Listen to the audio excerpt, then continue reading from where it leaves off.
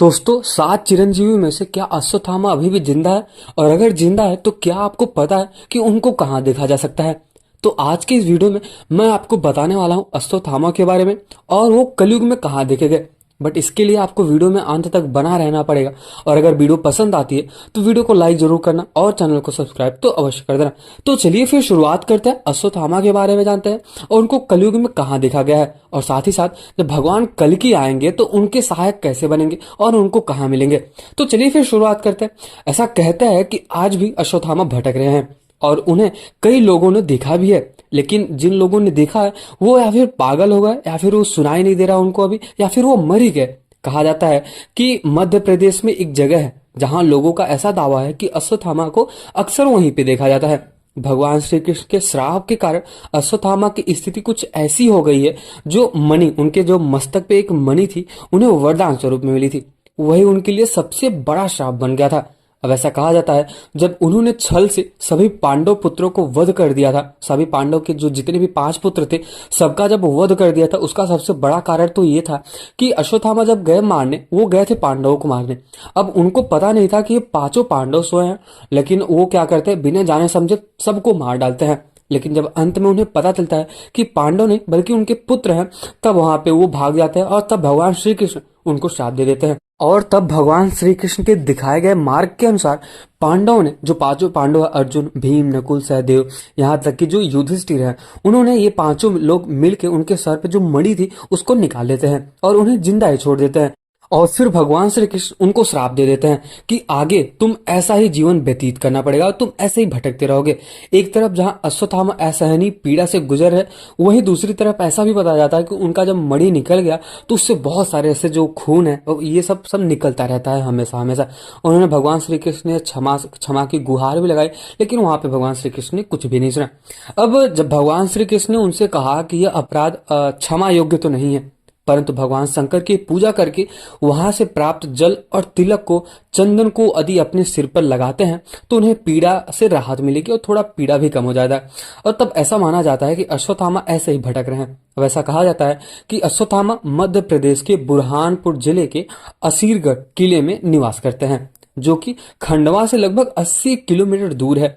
इस असीरगढ़ के किले में एक भगवान शिव का मंदिर भी है, जिस पर प्रतिदिन सुबह ताजा फूल और गुलाब चढ़े हुए मिलते हैं। लेकिन आज तक कोई भी नहीं बता पाया कि यह गुलाब और फूल कौन चढ़ाता है।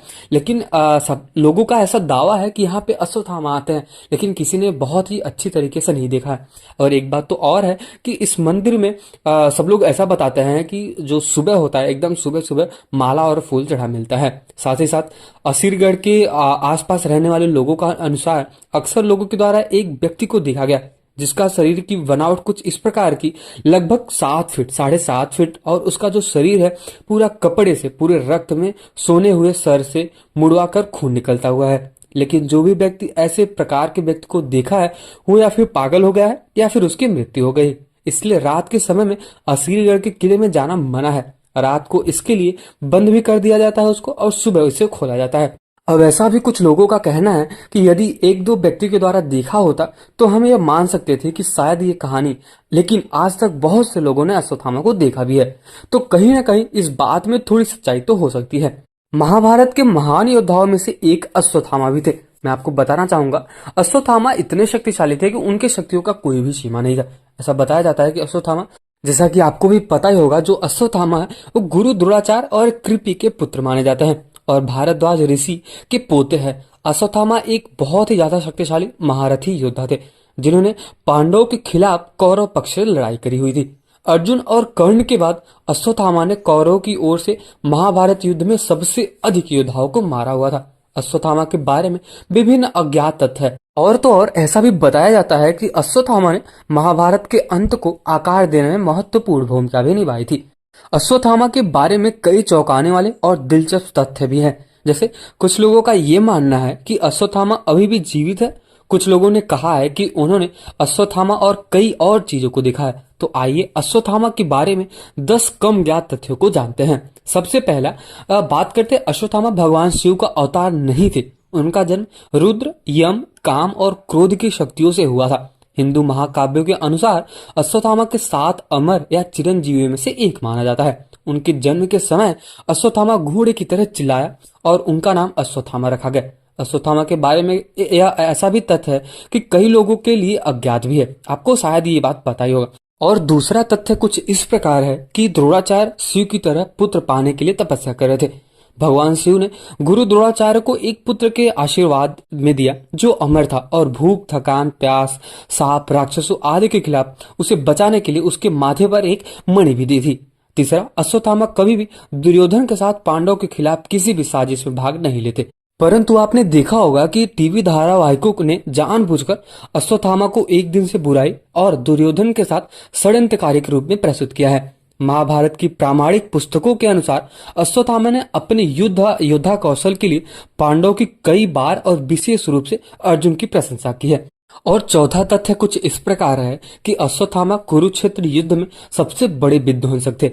अब ऐसा भी बताया जाता है जब 13वें दिन में घटोत्कच अपनी माया शक्ति के साथ युद्ध पर हावी हो रहा था और लगभग पूरी कौरव सेना ने उसका त्याग कर दिया था, तब अश्वत्थामा ने घटोत्कच की रक्षा सेना के एक अक्षौणी सेना को मार भी दिया था।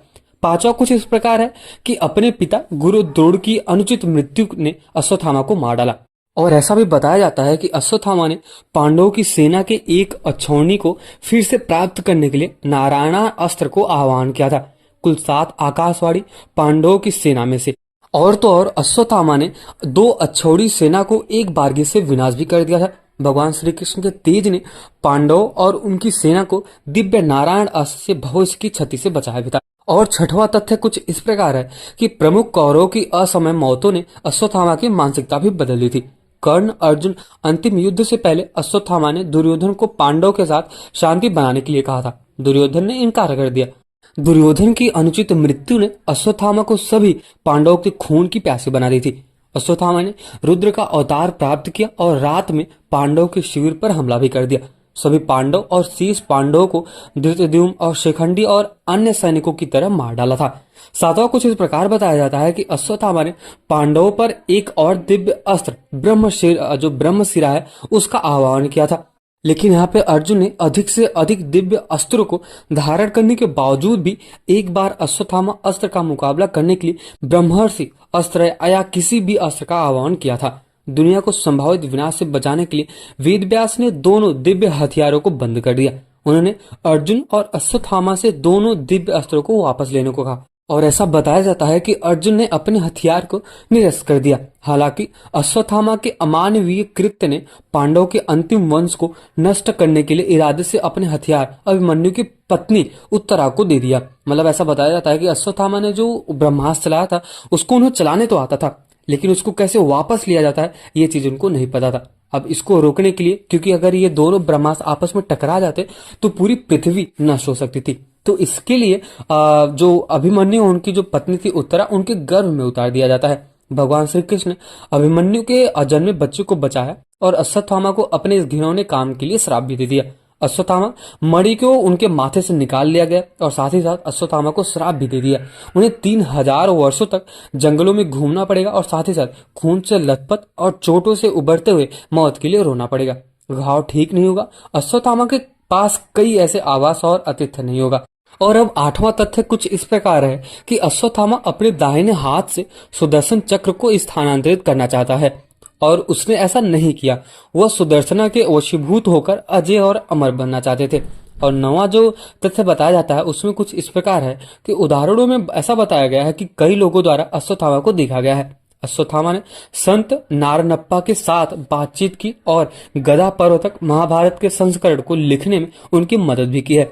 अश्वत्थामा को रेलवे के कुछ कर्मचारियों ने भी देखा है। ऐसा बताया गया है कि स्वामी नारायण के माता पिता और उनके शत्रु भगवान श्री कृष्ण के अनुयायी होने के कारण अश्वत्थामा ने शाप दे दिया था।